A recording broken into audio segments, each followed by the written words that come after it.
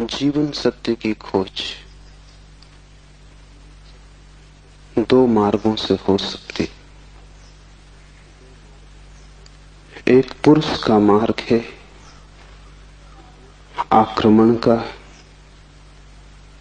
हिंसा का, छीन झपट का। एक स्त्री का मार्ग है समर्पण का, प्रतिक्रमण का।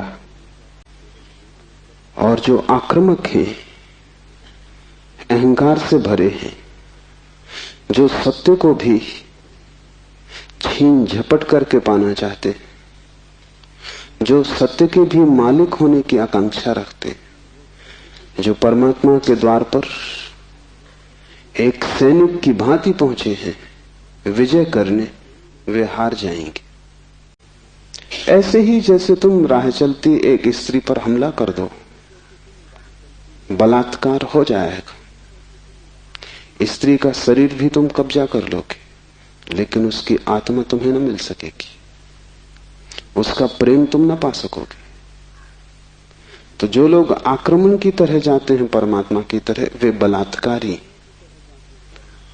वे परमात्मा के शरीर पर भला कब्जा कर लें, इस प्रकृति पर जो दिखाई पड़ती है, जो दृश्य है, उसकी चीरफाड़ कर लें, विश्लेषण कर लें, उसके कुछ राज खोज लें, लेकिन उनकी खोज वैसी ही क्षुद्र होगी जैसे किसी पुरुष ने किसी स्त्री पर हमला किया हो और बलात्कार किया हो। स्त्री का शरीर तो उपलब्ध हो जाएगा, लेकिन उपलब्धि दो कौड़ी की है, क्योंकि उसकी आत्मा को तुम छू भी न पाओगे।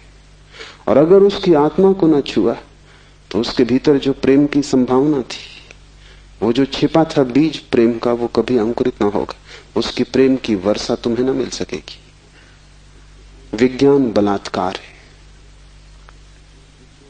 वो प्रकृति पर हमला है। जैसे कि प्रकृति कोई शत्रु हो, जैसे कि उसे जीतना है, पराजित करना है।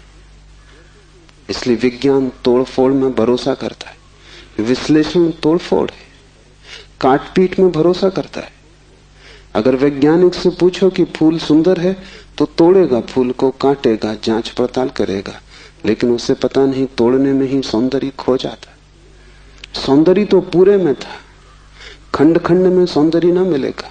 हाँ, रासायनिक तत्व मिल जाएंगे, किन चीजों से फूल बना है, किन पदार्थों से बना है, किन खनिज और द्रव्यों से बना है, वो सब मिल जाएगा।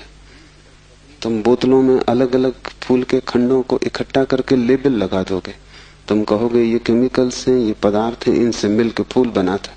लेकिन तुम एक भी ऐसी बोतल न भर पाओगे जिसमें तुम कह सको ये सौंदर्य है जो फूल में भरा था।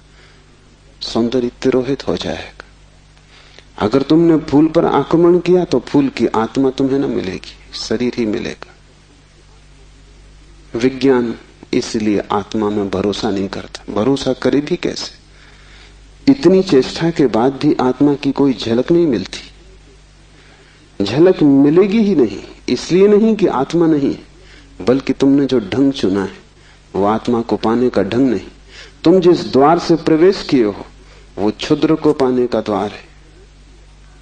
आक्रमण से जो बहुमूल्य है वो नहीं मिल सकता।